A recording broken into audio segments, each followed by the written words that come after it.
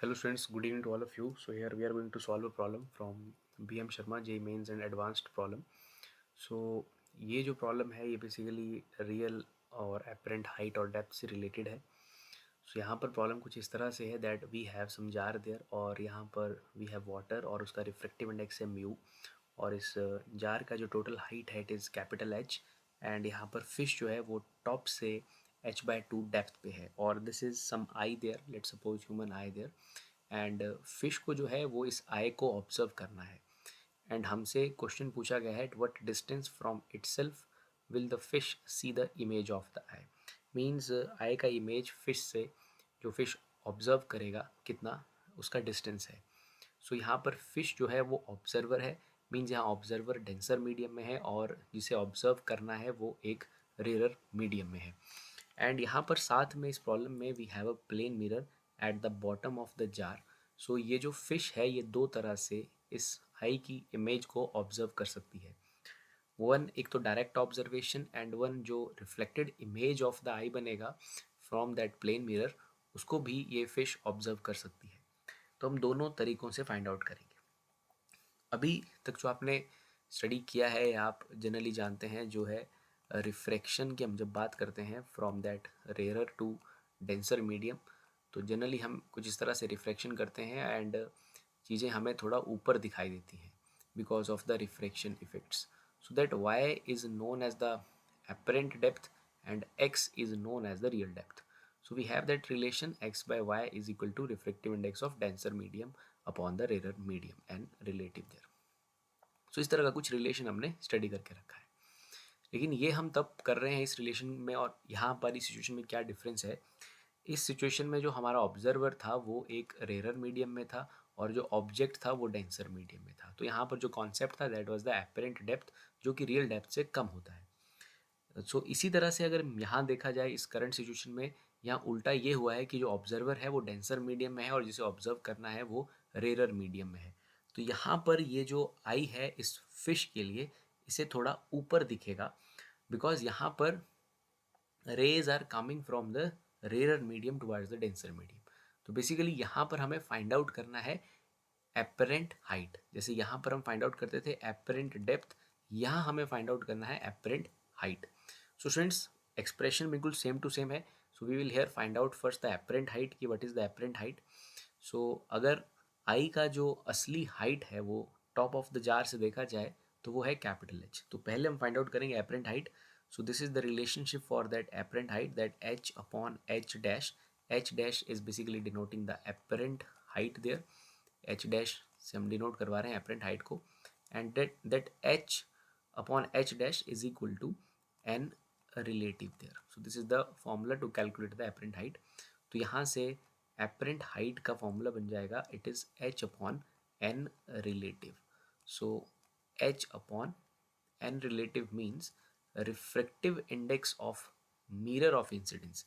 N relative का जो formula है वो इस तरह से है. N relative means refractive index of medium of incidence upon refractive index of medium of refraction. तो जैसे इस प्रॉब्लम में medium of incidence is air, so it is 1 and medium of refraction is basically water. So उसका refractive index mu दे के रखा है. So मैं n relative की जगह जो लिखूंगा it is basically 1 upon mu. So H dash का एक्सप्रेशन मुझे मिल जाएगा it is mu H. So because of refraction, so असली हाइट तो एच था because of refraction for that fish ये जो एच है it appears mu H. So इससे थोड़ा ऊपर अपियर करेगा आई. सो ये डिस्टेंस हमने फाइंड आउट कर लिया इट इज़ म्यू एच. तो क्वेश्चन में हमसे ये पूछा गया है. सो यहाँ हमसे पूछा गया distance from it self will the fish see the image. So fish से जो है वो डिस्टेंस पूछा गया है हमारे पास यहाँ पर. सो वो डिस्टेंस कुछ इस तरह से आ जाएगा mu H that is that apparent height plus अब ये डिस्टेंस बी है that is basically H by two. So distance from the fish is basically mu H plus H upon two. So this is one of the answer for this problem. So ये direct observation के case में fish से image का distance है. So D plus mu H plus H by to.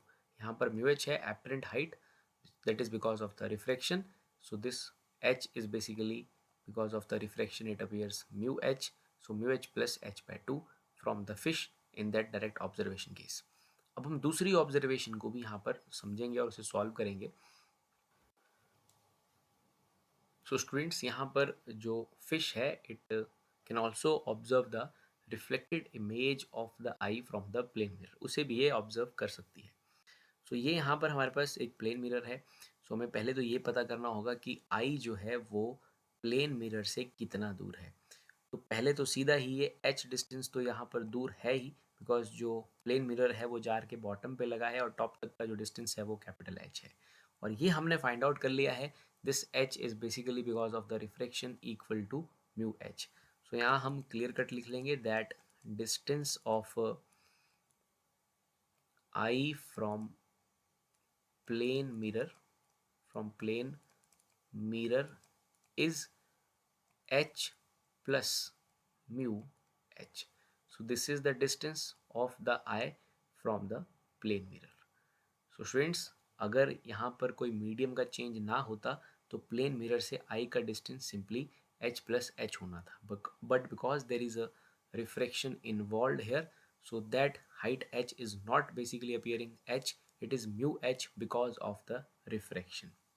So plane mirror से I तक का distance है h plus mu h. We know that कि प्लेन मिरर जो इमेज बनाते हैं वो बिहाइंड द मिरर उतना ही दूर बनाते हैं जितना दूर उनसे ऑब्जेक्ट होती है. तो इस प्लेन मिरर ने जो इमेज बनाया है, image formed by plane mirror is at a distance, और वो उसने बना के रखा है at distance h plus mu h. Because eye plane mirror से h plus mu h distance पे है, तो ये प्लेन मिरर अपने से पीछे कहीं, लेट सपोज मैं इसे ही जो है वो लिख लेता हूँ. लेट सपोज ये यहाँ तक का डिस्टेंस हो जाता है h प्लस म्यू एच. तो आई का जो इमेज है वो प्लेन मिरर ने कहीं यहाँ पर behind the mirror h plus mu H बना के रखा है. और हमसे पूछा जा रहा है distance of the image from the fish. तो फिश जो है वो इस reflected image of eye from the plane mirror को भी ऑब्जर्व कर सकती है, करेगी. सो हमें ये डिस्टेंस पता करना है. तो ये जो इमेज बनी है ये प्लेन मिरर से h plus mu h distance पे बनी है, और ये इमेज इस फिश से h बाई 2 डिस्टेंस आपको और ऐड करना पड़ेगा. सो ये टोटल डिस्टेंस बन गया h plus mu H plus h by 2.